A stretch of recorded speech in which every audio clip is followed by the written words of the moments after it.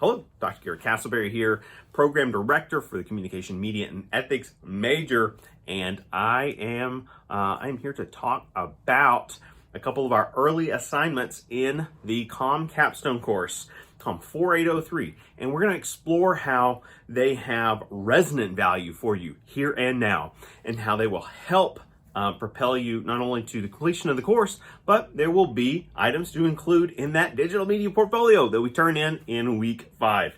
And so early on in week 1, we ask you to just spend a little bit of time researching for some various templates for your personal resume, or what's also referred to as a curriculum vitae, or CV for short.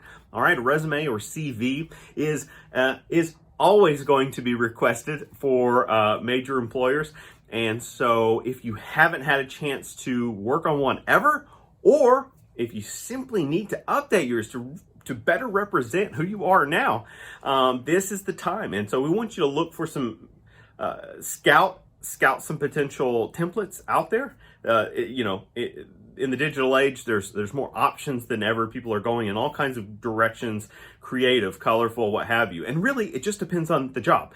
There's plenty of employers that just want that straight-laced, cookie-cutter, white Word document, right? They want it clean and neat, and that's good. And what you want to be able to appreciate is that different employers may want different things, and they may want you to highlight your work in different ways.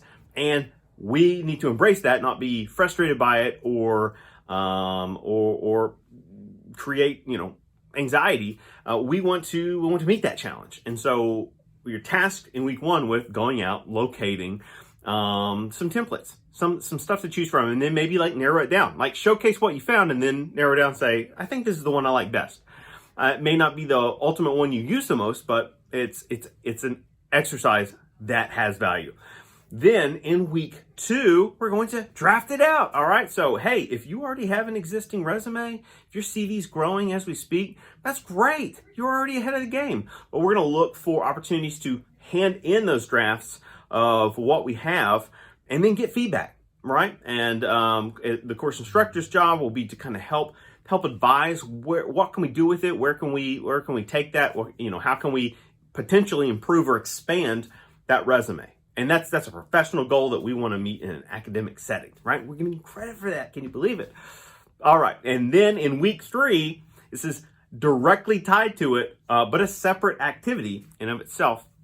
We are going to draft what's called a letter of intent. Many jobs, in addition to wanting your resume, they want to hear from you in writing form.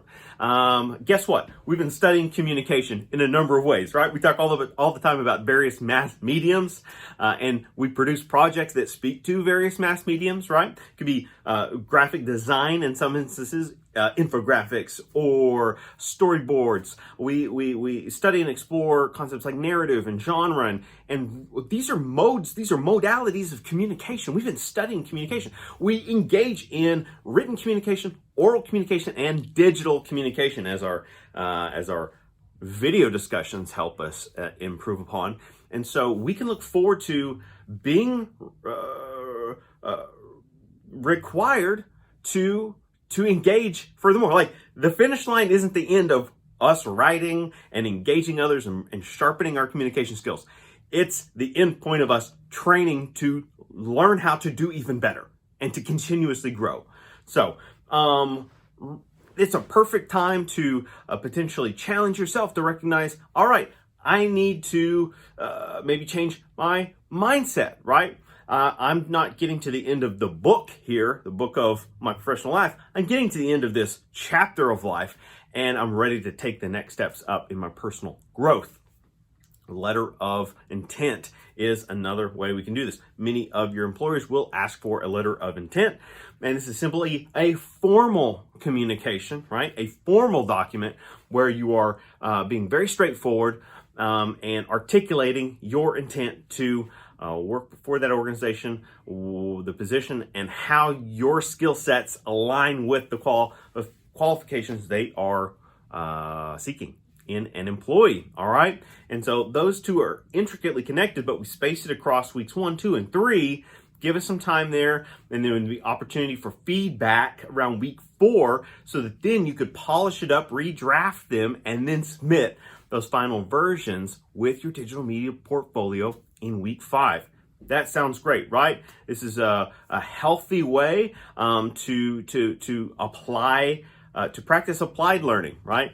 Putting things into practice, which is exactly where we want to be at this stage in our degree pursuit. All right, everyone. That's our introduction to those early weeks assignments, and I'm excited to see what work you perform to showcase your strengths and talents.